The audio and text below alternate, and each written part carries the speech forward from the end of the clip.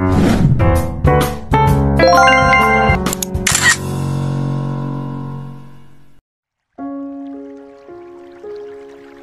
barbar pilihan Ustadz Tampan. Bab 008. Sepasang suami istri yang tadi pagi mengikat janji pernikahan itu sama-sama menatap ke langit dengan penuh kecanggungan. Yulia gugup, tapi otak kotornya ini malah penasaran sekekar apa pria yang menjadi suaminya ini. Dari postur tubuh Ustadz Ikram terlihat jelas dia sering olahraga, apalagi tangannya yang kekar, pundaknya pun lebar. Besar kemungkinan suaminya ini memiliki perut six-pack, bukannya buncit seperti ayahnya. Malam ini terasa sangat panas untuk Yulia rasakan, mungkin di sisinya adalah pria asing yang sialnya dia adalah suaminya sendiri. Yulia, apa yang kamu lakukan? Ikram gugup dengan tubuh menegang saat dirinya ingin tidur, malah tangan kecil istrinya ini mulai masuk ke celah kemejanya. Kirain Ustadz udah tidur, cengirnya tanpa dosa. Rasa takut mengalahkan rasa penasarannya. Yulia ingin tahu suaminya ini memiliki perut six-pack atau tidak. Maaf, gue orangnya penasaran dan gak bisa tidur kalau rasa penasaran ini gak terjawab. Ustadz punya perut kotak-kotak nggak? Kalau punya memangnya kenapa? Yulia menggaruk kepalanya yang tidak gatal. Nggak kenapa-napa, tapi gue suka lihat perut six-pack, apalagi kalau suami gue ini punya. Setidaknya gue nggak nyesel punya suami kayak Ustadz. Dulu saat bersama mantannya Yulia sering menyentuh perut six-packnya itu. Dan sekekar apa perut Ustadz kita dengan mantan terakhirnya. Jadi bolehkan gue lihat perut lo, Ustadz? Silahkan. Kedua mata Yulia berbinar. Tapi kamu juga harus perlihatkan perutmu, terutama bagian atasmu. Bagian atas. Yulia memegang dadanya tanpa sadar, dan detik ini juga dia menendang tubuh Ustadz Ikram sampai jatuh ke lantai. Baf. Dasar Ustadz mesum. Katanya nggak akan nakal sama gue. Sebenarnya di sini siapa yang nakal? Yulia sendiri yang berinisiatif. Aus, Yulia, kamu melakukan kekerasan pada suamimu. Ikram memegang pinggangnya lalu berusaha naik ke atas kasur. Bodoh amat. Siapa suruh jadi pria mesum? Udah, untung gue nggak patahin kaki lo. Dahlah, lupakan, sekarang jaga jarak dari gue. Yulia meletakkan bantal sebagai pembatas di antara mereka. Jika sampai melanggar batas ini, gue tendang lo lagi, Ustadz. Astagfirullah. Ada. Ustadz Ikram dengan pakaian yang selalu rapi dan mengenakan peci putihnya itu berjalan ke dapur. Dia haus dan ingin minum teh hangat tanpa gula sebab tenggorokannya kering. Menunggu air panas yang mendidih, tiba-tiba suara langkah kaki yang mendekat membuatnya berbalik lalu menunduk saat tahu siapa yang datang. Assalamualaikum warahmatullahi wabarakatuh, Ustadz Ikram. Salam. Aisyah meremas ujung gamisnya. Dia gugup dan ingin pergi, tapi ia butuh teh hangat untuk tenggorokannya yang kering. Ia terlalu banyak menangis dan mengeluarkan suaranya untuk mengadu pada Sang Pencipta hingga tenggorokannya kering. Waalaikumsalam warahmatullahi wabarakatuh, Aisyah. Ustadz Ikram mundur menjaga jarak dari kakak iparnya ini. Ia menikahi adik Aisyah, tentu ia sudah menganggap perempuan ini kakak iparnya. Kamu mau teh hangat tanpa gula juga? Tunggu, biar saya saja yang buatkan. Gak usah re. Gak apa-apa sekalian, Aisyah. Aisyah menggigit bibirnya lalu tersenyum kecil. Iya, minuman apa yang adik kamu sukai? Nanti saya ingin membuatkan minuman untuknya di waktu subuh. Saya merasa kasihan karena dia nampak lelah dan baru bisa tidur jam 1 dini hari. Senyumnya luntur seketika. Apa Ustadz Ikram sudah menyentuh adiknya? Hatinya semakin sesak memikirkan hal itu terjadi. Dan terlihat juga Ustadz Ikram perhatian sekali pada adiknya. Dulu saat SMA, Ia kenal pria ini tidak peduli pada perempuan karena takut salah paham, tapi kini entah kenapa membuat hatinya masih terasa sakit walaupun ia berusaha untuk ikhlas. Maafkan aku ya Allah, aku memang tidak seharusnya memiliki perasaan ini terhadap pria yang sudah menikah dengan adikku sendiri. Tolong secepatnya hilangkan perasaan ini, aku mohon ya Allah. Batin Aisyah berkata, Yulia tidak suka teh karena warnanya jelek katanya. Dia suka kopi hitam. Kopi hitam. Ustadz Ikram tidak bisa menahan wajahnya yang terkejut. Iya, dia suka dengan rasa pahitnya. Ternyata istrinya jika ia semakin ingin tahu kepribadiannya sangat unik. Padahal orang-orang tidak suka kopi hitam tapi terkecuali Yulia. Ini teh hangat untukmu. Dia memberikan segelas teh pada Aisyah. Syukron Ustadz. Pria itu juga membuat teh hangat untuknya. Dia membawa gelasnya itu ke kamar istrinya, tapi perkataan Aisyah menahannya. Maaf Ustadz, aku lancang. Tapi aku penasaran, kenapa harus Yulia yang Ustadz nikahi? Kenapa tidak aku? Batinnya melanjutkan. Bohong jika dirinya tidak berharap pada pria ini.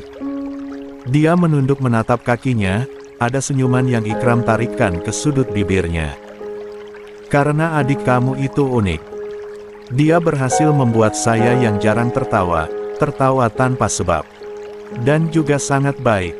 Hatinya walaupun sikapnya nakal. Tapi saya akan buat dia menjadi perempuan yang lebih baik. Saya suaminya dan saya harus membimbingnya. Ah maaf tidak baik saya mengobrol terlalu lama denganmu. Saya pamit. Assalamualaikum, Aisyah. Setelah mengatakan itu Ikram pergi menaiki anak tangga menuju kamar istrinya. Sekarang jam 3 dini hari, setelah tidur sebentar lalu salat tahajud ia keluar dari kamarnya dan membuat teh hangat. Sekarang ini ia tidak bisa tidur karena ia baru tahu Yulia saat tidur tidak bisa diam. Kakinya bergerak ke sana kemari bahkan beberapa kali. Tubuhnya sakit karena mendapatkan tendangan. Dan lagi istrinya ternyata suka mengigau. Kata Pak Danes, Yulia gadis nakal yang tak tahu diatur, dan dia banyak kekurangan. Tapi saya tidak akan pernah menyesal menikahinya. Saya juga memiliki kekurangan. Mulai sekarang saya akan mengajarkan istri saya mengenal lebih dalam agama Islam, di mana saya yakin dia akan menyukainya. Tidak ada yang menyesal saat orang dengan niat yang tulus ingin mengenal Islam, mereka akan bahagia dan akan sangat mencintai Islam. Islam itu agama yang sangat indah, penuh kedamaian dan juga kasih sayang. Tidak ada berselisihan, kebencian, apalagi pertengkaran, karena Islam tidak pernah mengajarkan hal seperti itu. Menikah dengan seseorang yang membuatmu jatuh cinta kepada Allah setiap harinya. Suamiku Ustadz dingin. Yulia mengerang dengan mata yang masih tertutup saat tepukan lembut di pipinya. Membuatnya terusik. Kak Aish, aku sudah bilang jangan bangunin aku. Aku masih mau tidur, ucapnya pelan. Meraba-raba sekitar sampai akhirnya dia menemukan guling untuk ia peluk. Ah guling miliknya memang senyaman itu untuk ia peluk, melebihi apapun. Waktu subuh memang sangat nikmat untuknya tidur. Tidak ada yang boleh mengganggu tidur nikmatnya ini. Sekalipun itu Kak Aisyah sendiri. Padahal tanpa Yulia sadari dia sejak tadi memeluk lengan kekar Ustadz Ikram. Tepukan itu kembali terasa membuat Yulia semakin kesal. Jangan ganggu tidurku. Kak, kalau mau salat sana salat sendiri, jangan ajak aku. Ustadz Ikram terkekeh kecil, dia pelan-pelan menarik tangannya ini yang sejak tadi dipeluk, lalu menepuk pipi istrinya lagi. Yulia semakin dibuat terusik. Kak Aish, jangan ganggu aku. Iya nanti aku salat subuh. Tapi jam 8 pagi. Jam 8. Ikram mendengus geli, jam seperti itu bukan waktunya subuh tapi waktu salat duha. Tangannya iseng menjepit hidung macung istrinya ini. Beberapa detik kemudian Yulia kesulitan bernapas dan terpaksa dia bernapas lewat mulut, membuka mulutnya lebar-lebar. Ikram semakin dibuat geli melihat tingkah unik istrinya ini. "Bangun Yulia, ini waktunya salat subuh. Ayo ambil wudhu, saya yang akan jadi imammu hari ini." Kedua mata Yulia seketika terbuka. Itu bukan suara kakaknya, tapi suara dari seorang pria. Dia menatap pria yang memakai abaya putih lengkap dengan peci senada di atas kepalanya. Ustadz Ikram sudah memiliki wudhu, tapi nanti akan wudhu kembali karena menyentuh kulit istrinya. Yulia ingat, dirinya telah menikah dengan Ustadz dingin ini, kemari pagi.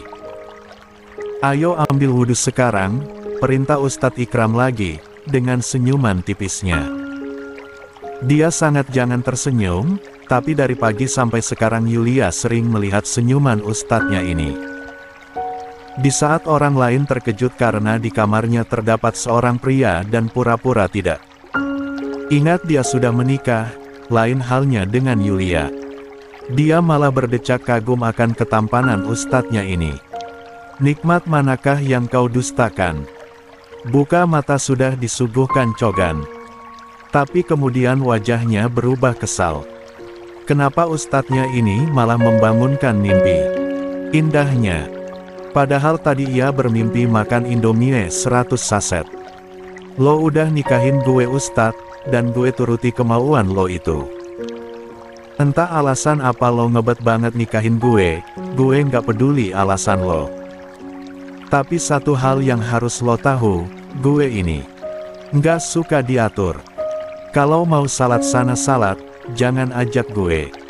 Gue mau tidur." Yulia kembali memejamkan kedua matanya. Di waktu subuh benar-benar sangat nikmat untuk terus tidur. Kenapa repot-repot salat coba? Kenikmatannya ini tidak boleh ia sia-siakan. Ustadz Ikram yang melihat tingkah istri kecilnya itu menghela napas, dia akhirnya menggendong istrinya ini membuat sang empu memekik kaget. Bagaimana Yulia tidak terkejut pria ini membawanya seperti karung bekas ke pundaknya. "Apa-apaan lo ustadz? Lepas. Urus aja urusan lo sana. Jangan ganggu tidur gue. Salat subuh itu wajib karena masuk ke dalam salat 5 waktu yang wajib kita kerjakan untuk setiap umat muslim. Beberapa jam lalu saya tidak membangunkan kamu salat tahajud karena melihat kamu kelelahan, tapi salat wajib tidak boleh kamu tinggalkan." Baf. Yulia memukul punggung Ustadz Ikram sekuat mungkin. Namun sial tenaga pria ini ternyata sangat kuat. Bahkan ia juga menendang kakinya, namun sialnya kakinya ditahan. "Diam Yulia. Lepasin gue, pukul." Yulia memekik saat Ustadz Ikram sangat berani memukul pantatnya. "Astaga, dasar Ustadz mesum. Baru nikah sehari aja lo udah melakukan kekerasan sara gue. Dasar Ustadz gila." Ikram tergelak, "Saya hanya memukul pantat kamu agar kamu diam. Dan sekarang akhirnya kamu tidak memberontak. Kenapa lo maksa banget jadi orang?" Kesalnya. Jika seperti ini ia menyesal menikah dengan seorang ustadz, tidur enaknya harus diganggu hanya karena harus salat subuh. "Kedua orang tua gue apalagi kakak gue nggak kaya lo anjir. Jangan ngumpat pada suamimu ini, Yulia. Emangnya kenapa hah?" Yulia sangat berani. Dia benar-benar kesal karena baru saja sehari menikah dengan pria yang belum ia kenali ini sudah berani mengaturnya bahkan memukul pantatnya. Seumur hidupnya ia tidak pernah diperlakukan seperti ini. "Dan jangan tinggikan nada suaramu, Yulia," perintah Ustadz Ikram lagi dengan tegas. "Terserah gue lah. Mulut-mulut gue. Ustadz nggak ada hak." Belum sempat Yulia menyelesaikan perkataannya bibirnya sudah dibungkam oleh telapak tangan suaminya ini. "Diam atau saya cium." "Deh. Buset." Mata Yulia melebar, ustadz ini ternyata berani padanya. Ikram melanjutkan langkah menuju kamar mandi lalu meletakkannya di bathtub yang berisikan air dingin. Jelas Yulia berteriak karena tubuhnya terasa dingin, apalagi piyamanya juga ikut basah. Ustadz Gilal berani-beraninya loh, Yulia kembali dibungkam, apalagi jarak wajah mereka sangat dekat sekarang ini, membuatmu menelan ludah. Tolong, ia masih polos. Dirinya sekarang seperti anak tikus yang akan dimangsa oleh kucing garong. Sudah saya katakan jangan tinggikan nada bicaramu pada saya, Yulia. Yulia menggigit bibirnya, dia geram karena pria ini sok mengaturnya. Dengan tarikan kuat yang ia berikan, membuat Ustadz Ikram ikut masuk ke dalam bathtub dan berhasil jatuh ke tubuhnya. Biur. Berakhir abaya putih yang pria itu pakai ikut basah. Ustadz Ikram berniat akan bangkit tapi dengan cepat Yulia mengunci tubuh suaminya ini dengan kedua kakinya yang memeluk pinggangnya ini. Yulia, apa yang kamu lakukan? Lepas. Ikram yang sekarang menjadi panik. Yulia tertawa, lalu memejamkan kedua matanya dengan kedua lengan dia jadikan bantal. Salat subuh nggak akan dapat apa-apa, Tas. Mendingan lo sama gue nikmatin momen kayak gini berdua, walaupun dingin juga sih. Tapi asik kan? Hehehe. Siapa bilang nggak dapat apa-apa dengan salat subuh? Ustadz Ikram berusaha bangkit, tapi harus terhenti saat tangan istrinya ini mulai mengusap rahangnya membuat bulu kuduknya meremang. Istrinya ini menggodanya karena tidak ingin salat subuhkah? Ia tidak boleh membiarkan hal itu terjadi. Memang gak ada yang istimewakan dari salat subuh. Mendingan lo diam aja, Tas, posisi kayak gini tuh menikmatinya kan. Sesekali meninggalkan salat subuh tak apalah. Ternyata istrinya ini jauh dari perkiraannya. Ia tidak menyangka Yulia berkata hal seperti itu. Kamu harus tahu, Yulia. Salat subuh itu sangat istimewa. Allah menurunkan malaikat ke bumi pada waktu subuh dan ketika umat muslim melaksanakan salat pada waktu tersebut maka akan disaksikan oleh para malaikat. Bukan hanya itu saja, salat subuh itu lebih baik dari dunia dan seisinya. Pahala yang mengerjakan salat di waktu subuh apalagi salat berjamaah sangat besar, bahkan senilai haji dan umroh. Meninggalkan salat. Bagaimana saya bisa meninggal kewajiban saya kepada Allah? Apa kamu tahu dosa orang yang meninggalkan satu salat subuh saja? Dengan polosnya Yulia menggeleng. Dia tidak tahu dosanya apa, tapi ia tahu jika meninggalkan salat itu dosa. Kamu harus tahu jika meninggalkan sholat subuh satu kali, maka hukumannya adalah setara dengan masuk neraka selama 30 tahun. Sementara, satu hari di neraka sama dengan 6.000 tahun di dunia. Dengan demikian, satu kali tidak melaksanakan sholat subuh, maka akan mendekam 60.000 tahun di neraka. Bayangkan saja kita tidak melaksanakan berkali-kali. Dan saya tidak mau hal itu terjadi pada saya, terutama kamu. Seringkali sebagian orang meninggalkan subuh karena berbagai alasan, seperti rasa kantuk hingga sulit bangun tidur yang pada akhirnya kesiangan.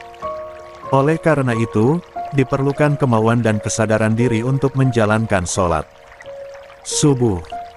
Waktu subuh sendiri merupakan salah satu waktu yang sangat istimewa dari beberapa waktu lainnya. Salat subuh hanya 2 rakaat, waktunya pun hanya 5 menit saja, lanjut Ustadz Ikram. Beberapa detik kemudian Yulia melepaskan kedua kakinya itu dari pinggang suaminya. Dia cemberut, Ustadz ini curang, bisa-bisanya membuatnya takut sampai membawa-bawa neraka. Sorry buat pakaian lo basah, Tas. Tidak masalah, sekarang bersihkan dirimu, setelah itu wudhu lalu salat berjamaah dengan saya. Walaupun wajah Yulia masih lesu dan mengantuk, dia akhirnya pasrah. Lagi pula percuma berdebat, lebih baik ia pasrah saja karena Ustadz Ikram akan semakin memaksanya.